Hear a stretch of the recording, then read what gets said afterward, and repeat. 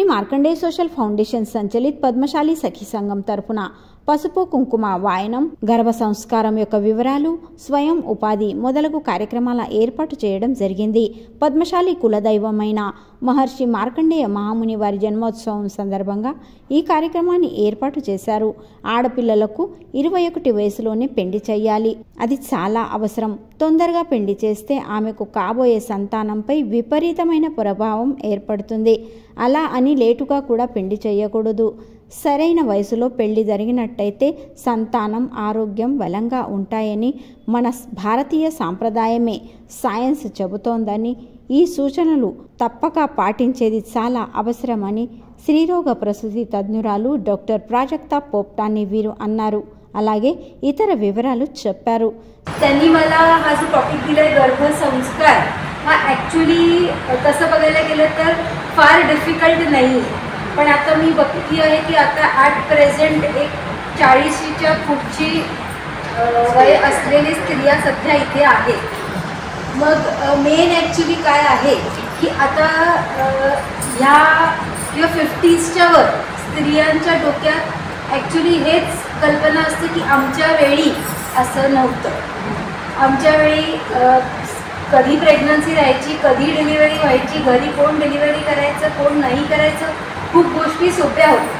मग त्यांचा असं कन्सेप्ट असतो की आताच्या स्त्रियांमध्ये किंवा माझ्या मुलीमध्ये किंवा मेन म्हणजे माझ्या सुनेमध्ये असं काय प्रॉब्लेम आहे की बाबा आजकाल प्रेग्नन्सी राहत नाही किंवा राहिल्यानंतर कॉम्प्लिकेशन्स होतात किंवा प्रत्येक वेळी डॉक्टरला दाखवावं लागतं. डॉक्टर म्हणतो आज सोनोग्राफी करा, उद्या सोनोग्राफी करा, ही ब्लड टेस्ट करा.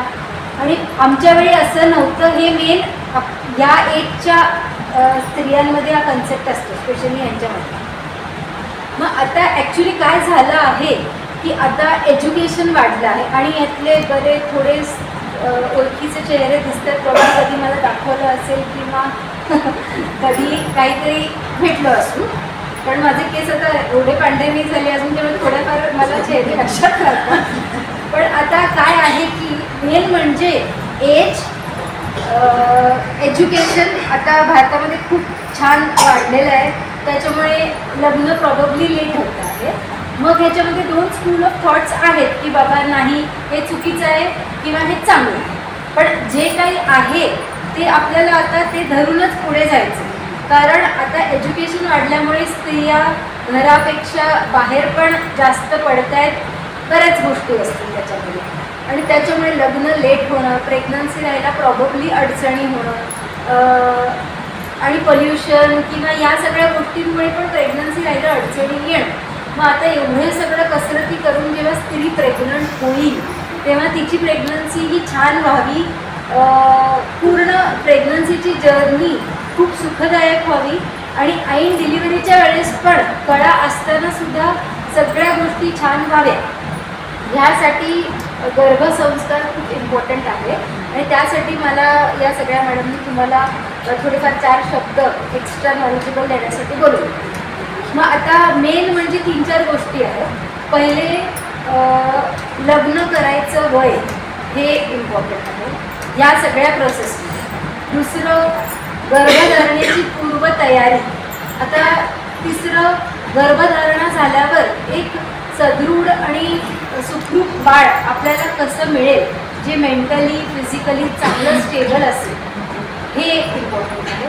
आणि चौथं म्हणजे डिलिव्हरीच्या वेळेस किंवा डिलिव्हरी झाल्यानंतर कुठला आहार घ्यावा, कुठले व्यायाम करावे, ह्या सगळ्या गोष्टी महत्त्वाच्या.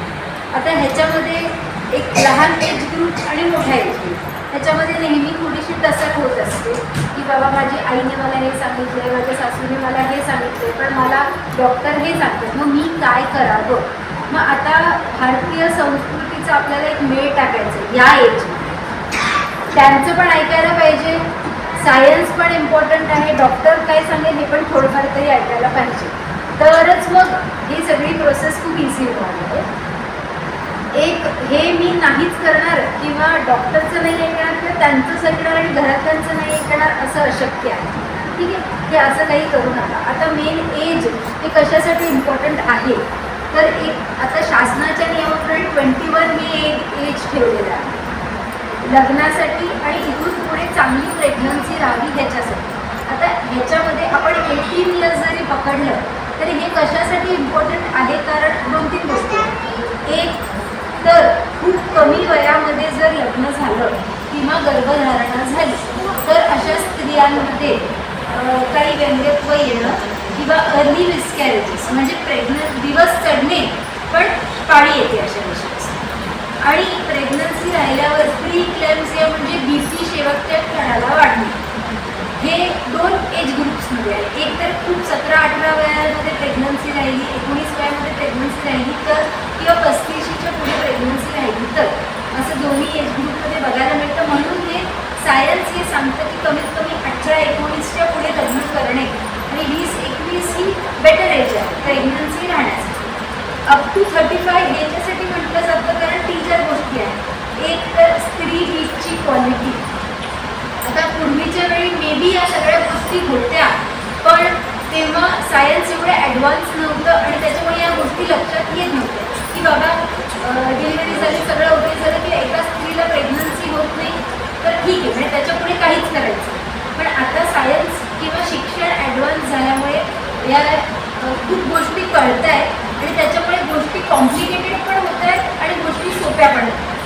मग आता त्या सोप्या कशा करायच्या हे माझं किंवा माझ्यासारख्या स्त्री तज्ञांचं काम आहे तुमची हेल्प करायचं.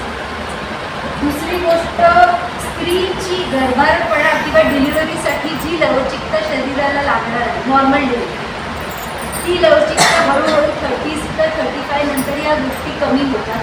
मेनली हाडाच्या गोष्टी, बॅकेक किंवा गर्भाचे इतर काही प्रकार हे सगळं आजकाल अलीकडे जास्त बघायला मिळतं किंवा आधी होतं पण एज्युकेशनमुळे हे खूप लवकर कळतं आहे त्याच्यामुळे गोष्टी इझी आहेत.